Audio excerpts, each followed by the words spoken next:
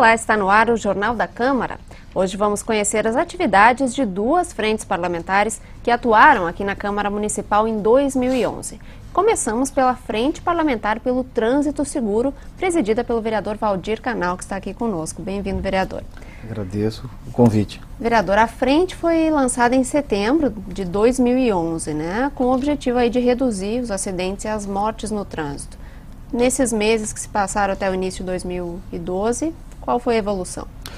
Bem, a Frente Parlamentar em Defesa do Trânsito Seguro, aqui em Porto Alegre, na nossa Câmara da Capital, ela foi aprovada com 29 vereadores, 29 assinaturas e um engajamento de todos os nossos vereadores aqui da capital, com o objetivo de auxiliar no desenvolvimento de atividades que estão sendo desenvolvidas aqui na capital, com o objetivo de reduzir essa carnificina que nós temos visto no trânsito gaúcho, no trânsito brasileiro. Porto Alegre tem um índice muito grande, muito alto de acidentes com pedestres, com idosos, né?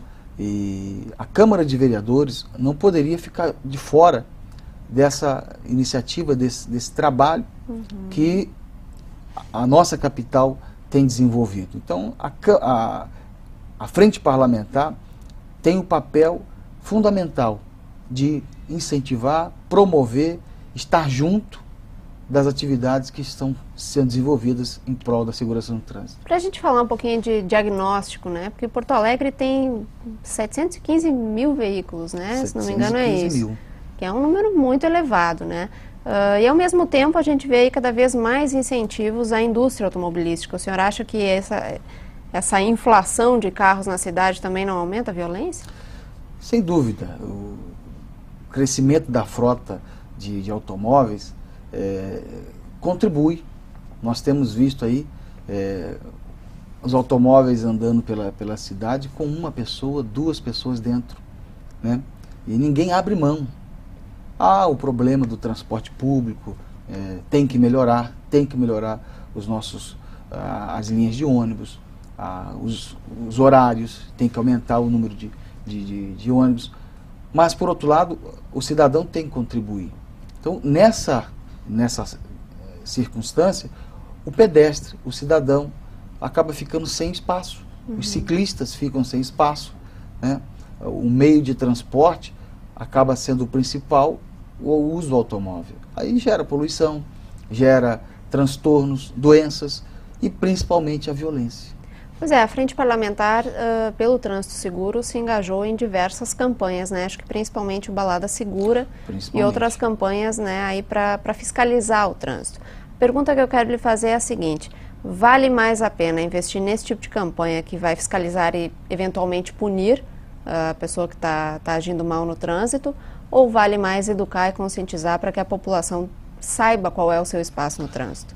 Eu acredito que as duas ações são importantes, porque o Balada Segura, vamos tomar como exemplo, é um trabalho que está sendo desenvolvido para conscientizar aquele cidadão que depois do horário vai para um bar, para um clube, para um estabelecimento, se divertir, vai com os amigos, e ali entra a conscientização de que ele pode fazer isso. Mas, saindo dali, ele tem que ter a responsabilidade de não pegar o carro se ele não tiver em condições de dirigir. Porque a pessoa pode ir num restaurante, pode ir num bar e não sair dali bêbada. Mas, normalmente, as pessoas vão, bebem e acabam indo, né, pegar o seu automóvel e causando a morte de outras pessoas, quando não elas mesmas acabam morrendo.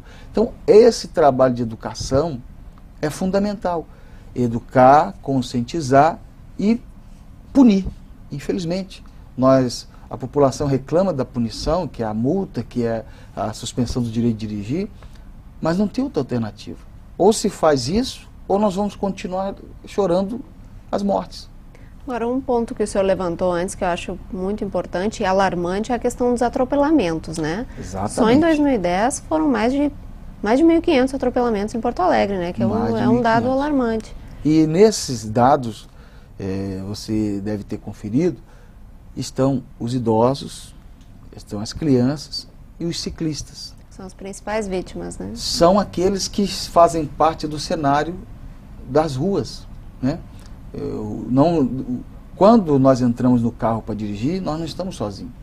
Tem o pedestre, tem o ciclista e tem aqueles que entram, né, esporadicamente é o motoqueiro também, né? Os que usam da moto. Então, Exato. o que acontece? Nesse universo, nós temos visto que o cidadão idoso, né, inclusive nós temos trabalhado fortemente a questão do idoso, tem aqui o Detran, promoveu essa campanha, que nós também estamos apoiando, né? Você com mais de 60 anos, faça também a sua parte por um trânsito mais seguro. Pois é, essa questão da consciência no trânsito, né? O senhor acha, pela experiência já da frente parlamentar e das campanhas com as quais o senhor entrou em contato, é uma consciência que parte apenas do motorista ou o pedestre também não sabe bem como se comportar nesse trânsito cada vez mais maluco, né? Bem, essa é uma questão que também tem que ser levantada, a educação do pedestre, né? Infelizmente, nós temos essa campanha de estender a mão para parar o trânsito, para poder passar na faixa, ela evoluiu muito, essa educação. Mas existem muitas pessoas que ainda confundem. Estão debaixo da sinaleira estendendo a mão. Debaixo da sinaleira não pode estender a mão, tem que esperar fechar o sinal, né? Ali naquela curva do mercado público, nós temos... Aquilo ali uma demonstração de falta de educação do pedestre, né? Colocando em risco a própria vida. E também colocando em risco o motorista, porque Claro. é complicado. Então, a educação, ela é fundamental. Educação, conscientização, mas também o respeito ao espaço. Você falava do crescimento da frota de automóveis, é inevitável, vai crescer mais ainda. Que cada vez mais nós vemos aí chegando carros no mercado mais barato, carros importados. E a própria renda da população brasileira aumentou no sentido Exatamente. de que possa consumir esse tipo de produto. Exatamente. O brasileiro hoje, ele sai mais às ruas para fazer compras e também tem o poder aquisitivo para comprar um veículo, que antes era coisa de rico, hoje não é. Hoje nós vemos aí pessoas pagando as prestações, mas tem o seu veículo para sair. Então, o crescimento é inevitável. Nós temos que encontrar uma dosagem. E a responsabilidade de quem está dirigindo, nós temos acompanhado nos jornais, dados aí recentes, mostram que a cada 2 horas, a Brigada Militar, a Polícia Rodoviária, autua uma pessoa dirigindo alcoolizada. Então, quer dizer, os tempos mudaram. O trânsito, ele mata mais que a guerra. Né? O Brasil não está em estado de guerra, mas o trânsito mata mais que a guerra lá do Iraque, do Afeganistão. Quer dizer, isso tem que acabar. Eu tenho que ter a segurança de sair e voltar para casa. Infelizmente, isso não... Quando a gente pega o carro para dirigir, infelizmente nós estamos diante de um cenário que nós não sabemos o que fazer. É uma questão complicada porque parte da responsabilidade pessoal, mas também depende de um senso de cidadania e de responsabilidade coletiva que muitas vezes as pessoas não têm, né? Eu tenho que dirigir por mim e por aquele que está no outro automóvel vindo na direção contrária. E a irresponsabilidade que nós temos visto, e parece que é uma coisa só de jovem, mas não é. O problema dos rachas, né? Os problemas da roleta russa. O que é a roleta russa? Os jovens, na madrugada, pegam a faixa e passam na sinaleira fechada. E, infelizmente, quando nós vemos aquelas tragédias de carro todos destruídos, esfacelado e corpo punado, e é exatamente a tal da roleta russa. Agora, recentemente a gente viu uma manchete aí nos jornais de que os acidentes têm diminuído em média, né? A EPTC acha que já com essas ações educativas conseguiu diminuir em torno de 11%, 12% aí os acidentes.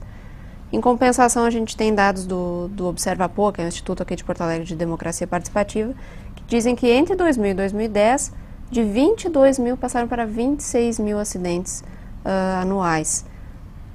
Então a gente vê aí um crescimento e O senhor acha que as campanhas realmente elas têm esse poder de deter, de parar o crescimento dos acidentes? As campanhas, elas são necessárias. Não podemos parar com as campanhas. Porque se está ruim com as campanhas, pior vai ficar sem as campanhas. É lógico que essa é uma ação que tem que ter uma reação da população. O poder público faz a sua parte, mas nós, cidadãos, temos que fazer a nossa parte também. A Câmara de Vereadores está fazendo a parte dela, incentivando, promovendo discussões, participando. Nós tivemos a formação recente dessa comissão, mas ela vai desenvolver um trabalho em 2012. Exatamente. Né? Quais são as atividades já programadas para 2012? Em 2012, nós temos uma agenda que nós queremos evoluir na questão dos ciclistas. Né? Tivemos aqui um debate sobre o ciclista cidadão. Esse projeto que também é apoiado pela frente, né? O ciclista Exatamente, cidadão. nós estamos apoiando esse projeto aqui.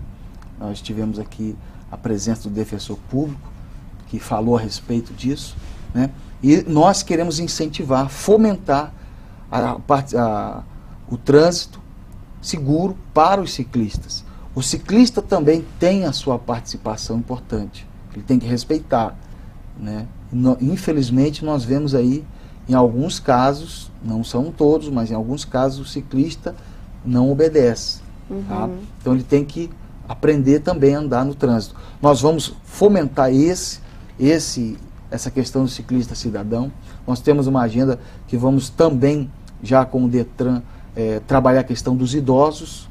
A EPTC, o Vanderlei Capelari, nosso presidente da EPTC, já se colocou à disposição para, nesse ano de 2012, nós fazemos um debate, um seminário aqui na casa, né, trazer especialistas, a participação da EPTC é importante, claro, para nós levarmos até o cidadão e o motorista a visão de quem está de fora, né?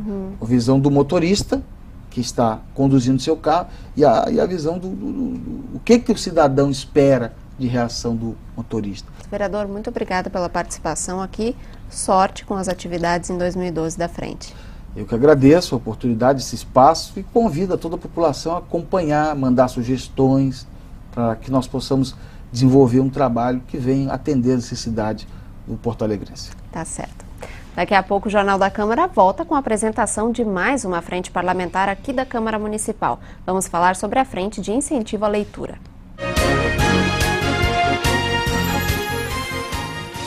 Prepare-se para ver imagens chocantes e de forte impacto emocional. Mas, por favor, não tire os seus filhos da sala. As crianças e os adolescentes são as maiores vítimas do crack. É uma droga tão devastadora que pode viciar logo na primeira vez e provocar as piores consequências. Dor, prostituição, roubos e assassinatos são algumas delas. Não feche os olhos para esta realidade. Crack, nem pensar.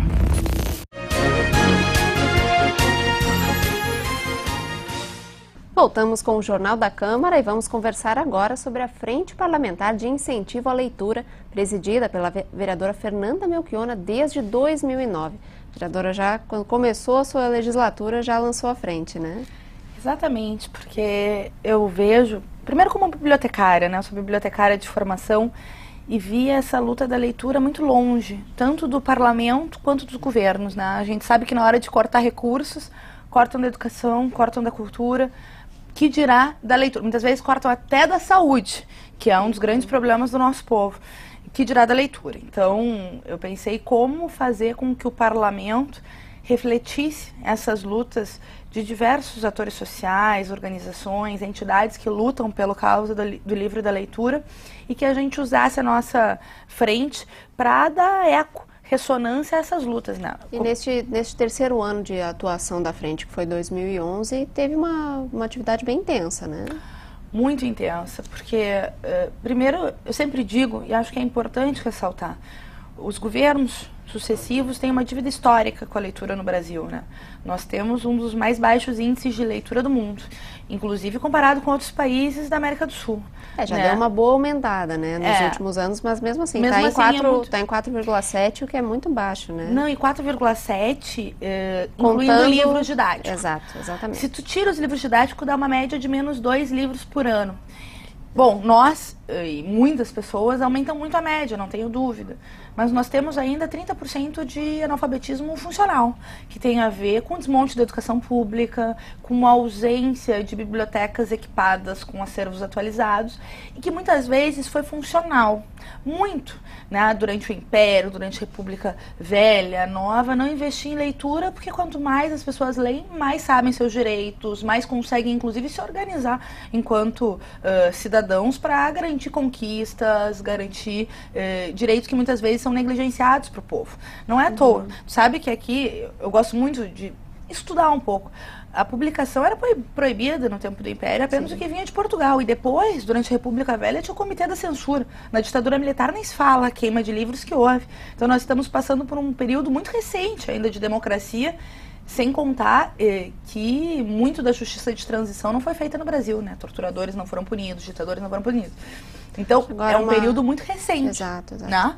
Uma questão importante que eu acho que a frente conseguiu avançar foi para o orçamento de 2011, garantir aquela verba para as bibliotecas públicas, né? Exatamente. Foram 2 movimentos. Primeiro, a questão do orçamento desse ano, uma verba nós conseguimos aprovar para 2011 para as bibliotecas comunitárias. Felizmente o governo não liberou um recurso que 150 mil é muito para nós, mas não é nem 1% do que se gasta, um pouco mais de 1% do que se gasta com publicidade, né? Então é muito pouco recurso se comparando com o orçamento do governo, mesmo assim não executaram. Agora, para 2012, nós conseguimos uma série de conquistas a partir da mobilização desse ano de 2011. Quero te citar 2, né, e aos nossos telespectadores. A primeira é o Plano Municipal do Livro e da Leitura. Desde 2006, existe uma diretriz nacional que os estados e os municípios façam seus planos municipais ou estaduais do livro e da leitura. Para quê? Para transformar em política de estado as ações relativas ao livro e à leitura. Ou seja, não estarem sujeitas às vontades políticas dos governos que entram e saem do poder, e para ter um planejamento futuro, uma ampliação, né, das políticas de leitura do município, um diagnóstico. E essa discussão para o plano de Porto Alegre foi feita por um grupo de trabalho, né, também apoiado aí pela frente, que foi um longo trabalho, né? Foi um longo trabalho, e eu não tenho dúvida que se não houvesse a frente por um lado e as entidades sociais por outro, não teria acontecido. Porque essa luta começou em 1º de julho de 2010, aqui, né, que nós fizemos uma audiência pública. Aí, se constituiu a partir de uma mobilização em abril do ano passado. Nós fizemos um livraço, uma mobilização em defesa do livro e da leitura no Parque da Redenção, com a presença de escritores, ilustradores, bibliotecários, estudantes, bibliotecas comunitárias, públicas, crianças, para lutar para que o prefeito Fortunati fizesse o Plano Municipal do Livro e da Leitura. A partir do livraço, foi publicado um grupo de trabalho composto por várias entidades, né? Um grupo de trabalho que trabalhou 135 dias para fazer um diagnóstico da leitura em Porto Alegre e para fazer uma prospecção do futuro.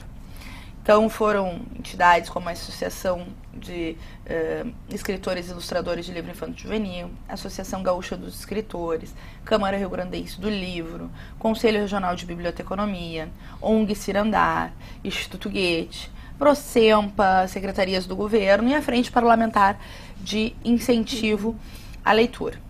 Nesses 135 dias, nós fizemos um diagnóstico em relação à leitura no nosso município. Chegamos a alguns dados preocupantes, né, em relação ao acesso das bibliotecas públicas municipais. Nós temos apenas 2 em Porto Alegre, municipais, né? A Josué Guimarães, que é conhecida dos nossos telespectadores, e um ramal na Restinga, uma cidade de 1.400.000 pessoas. Ao mesmo tempo, identificamos 16 bibliotecas comunitárias que fazem seus trabalhos a partir da luta comunitária, a partir da ação voluntária, a partir da ação como da ONG Cirandar, ou seja, que fazem a política de leitura em vários bairros da nossa cidade, sobrevivem sem nenhum apoio público, nenhuma ação do Estado e penam para conseguir garantir a permanência dessas bibliotecas. E o que prevê o plano já constituído como texto? O que ele prevê para esse tipo de biblioteca? O que a gente prevê? O plano, bom, só um parênteses, nós fizemos 185 dias com audiências nos bairros, né, divididas pelas regiões do orçamento participativo para ouvir a comunidade e incluir coisas no texto. Quero dizer que ouvimos as coisas muito ricas da população, em relação ao acesso à informação, em relação à importância dos livros, em relação a ter uma interface entre telecentro e biblioteca, trabalhando com as mídias, a necessidade de ter bibliotecários na rede municipal, apesar do concurso que foi feito em 2009 para 37 bibliotecários, a prefeitura não chamou nem 7. Então, tu não tem como ter uma política descentralizada de leitura também pela ausência de profissional. Bom, o que nós separamos? Separamos em 4 eixos. Democratização do acesso, ou seja, políticas públicas que apoiem e valorizem as bibliotecas comunitárias existentes, prospectem a ampliação de bibliotecas públicas nos bairros da cidade, e isso é muito importante, porque nós estamos tratando, por exemplo, de pessoas que muitas vezes não têm 5,40 para vir até o centro a uma biblioteca pública. Então é muito importante o livro e a leitura estar no bairro, estar próximo. Enfim, encontro com escritores nos bairros, propomos atividades que possam democratizar e descentralizar o acesso à leitura. Teve figuras bem importantes, né, da literatura porto-alegrense que apoiaram as iniciativas, né? Eu me lembro assim de cabeça o Charles Kiefer, que fez alguns sarais, algumas... Sim, inclusive ele incentivou a criação da Associação do Jovem Leitor, exato, que é outra das entidades que promove ações de leitura. E nós tivemos vários escritores que apoiaram, Dila Camargo, Caio Ritter, Amaro Barbieri, o Hermes Bernardi, o próprio Carlos Urbim, enfim, uma série de pessoas que, bom, vocês têm razão, Porto Alegre tem que ter o plano municipal do livro e da leitura para as entidades, para a luta da cidade, né? E que é um tipo escritores que se engajaram. De pressão diferente da pressão política, né? Uma pressão civil e intelectual que abre espaço para outras políticas. Claro, né? De pessoas que veem a dificuldade da política permanente de formação de leitores e de mediadores da leitura, que é o segundo eixo do plano. Hoje, né? Exatamente. A formação do leitor. O terceiro é a valorização da leitura e comunicação, e tem a ver com as políticas públicas. Como que se vai valorizar em vários aspectos, RH, recursos humanos, recursos financeiros, para valorizar. E o quarto é apoio à criação e ao consumo de bens de leitura. Por quê? Tu tens aqui uma quantidade de jovens escritores que não conseguem publicar impressionante. Porque é difícil ter oficina gratuita de criação de jovens escritores, porque não é fácil entrar no mercado editorial, porque o livro ainda é muito caro em relação ao salário mínimo, por exemplo, que aqui antes de R$45 é difícil que a população consiga destinar R$50, R$40 para comprar um livro. Então, bom, é uma série de eixos que nós trabalhamos propondo metas de curto, médio e longo prazo. No final, nós entregamos 70 páginas ao prefeito Fortunati dia 15 de setembro, com um compromisso de que o Plano Municipal do Livro e da Leitura viria à Câmara de Vereadores durante a 57ª Feira do Livro da cidade de Porto Alegre. Por quê? Porque esse tipo de ação tem que vir do Executivo. Não posso eu, como vereadora, fazer, porque tem vício de origem, tem que vir do Executivo. Então, não veio durante a Feira do Livro, nós fizemos outro livraço na Feira do Livro, com os amigos do Livro e da Leitura. E agora, dia 12 de dezembro, chegou o Plano Municipal do Livro e da Leitura aqui na Câmara Municipal, para garantir que em 2012 esteja valendo o nosso Plano Municipal do Livro e da Leitura. E concomitante a isso, o que eu fiz como presidente da frente com os nossos apoiadores da Frente Parlamentar de Incentivo à Leitura, que tem vários parlamentares que se dedicam à causa e apoiam, estão junto conosco nessa luta. Nós aprovamos uma emenda ao orçamento de 2012, prevendo R$300 mil para execução do Plano Municipal do Livro e da Leitura.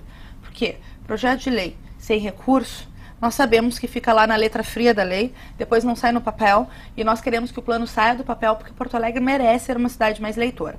Então, enquanto o governo Fortunati não mandava o plano municipal do livro da leitura à Câmara, nós fizemos uma emenda assinada por 12 vereadores, né? Eu, o vereador Tony Proença, que participou dessas oitivas nos bairros da cidade, vereadora Delicel, vereador Pedro Ruas e vários outros vereadores assinaram a emenda para que nós aprovássemos no orçamento do ano que vem. E assim que o plano estiver valendo, já tem recursos previstos no orçamento. Nós sabemos que será uma luta executá-los, mas também sabemos que podemos contar com o apoio de um amplo setor da população que tem acompanhado a luta, que tem apoiado e que tem sido parceiro dessa mobilização em defesa da leitura.